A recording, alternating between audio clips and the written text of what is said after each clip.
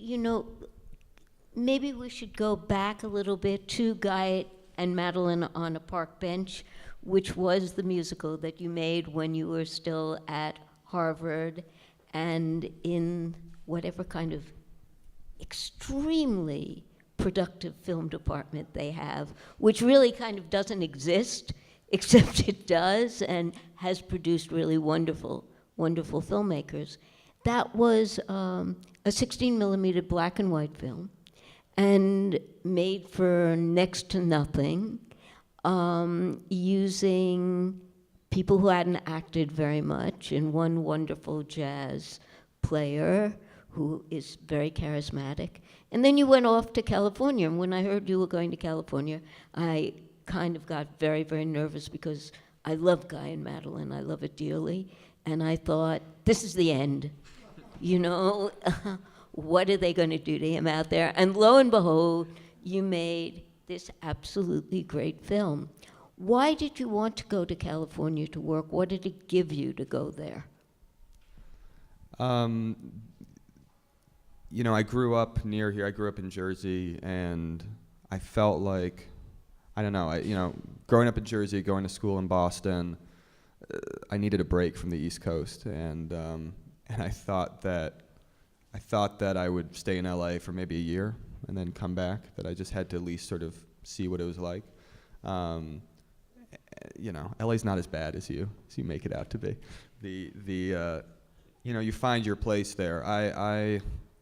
I find LA kind of romantic, actually. I find it, you know, it's as a movie junkie, it's a city that was built by the movies, and so there's something really kind of weird and surreal about it that I find sort of energizing.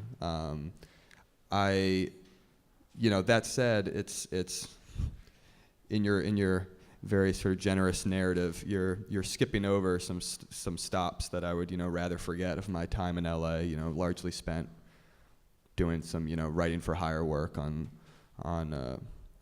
things I won't name, and you know, just trying to kind of make ends meet within the industry. I mean, Guy and Madeline was not exactly a door opener in Hollywood. Actually, it was a door closer, pretty much. And the only door it opened from an industry standpoint for me was I met my manager through it, who for whatever reason thought that, you know, not only did he like the film, but he was the one person who thought maybe, you know, at some point one day he could make a buck off me, and he sort of stuck with me through thick and thin, through the sort of trenches of doing the sort of thankless LA writer's life, while I was trying, you know, more or less secretly, to put together stuff that was personal for me, stuff that I would write for myself to direct, stuff that I would somehow convince people to let me direct. So Whiplash was written a little bit out of frustration after a few years of those directing projects going nowhere.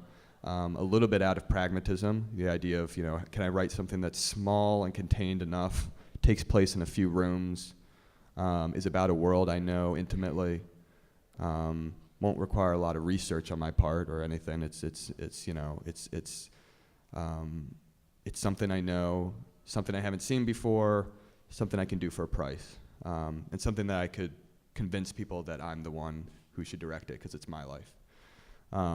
And even that wasn't enough to, you know, even then we did, the short you referred to was a short I never intended on making, actually. It was purely designed as a proof of concept for Whiplash. It was a scene that we took from the script to convince financiers that this movie was makeable and that I would be the one to make it. So the real kind of change in, you know, the tide of events and the sort of turn in the road really was that short, and that short helped actually finally make this idea of the feature real. It finally, people in Hollywood finally sort of, the irony is that many more people in Hollywood saw the short than ever saw the feature, Guy and Madeline, and that led to being able to actually do the feature, this feature, and you know, but it's only very recently that I'm able to have any currency at all in Hollywood as a director, as opposed to as a rewriter of alien invasion movies. So so that's that you could argue is very part and parcel of the evils of LA, but you learn from it, I think, and from a more crass point of view, it is true that Whiplash is what it is, I think, in large part because I'd been writing thriller specs and things like that for hire for about 4 years before then.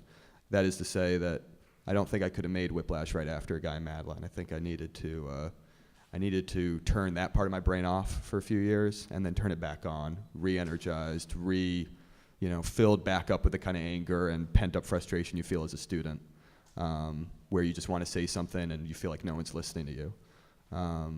So things happen for a reason, I think.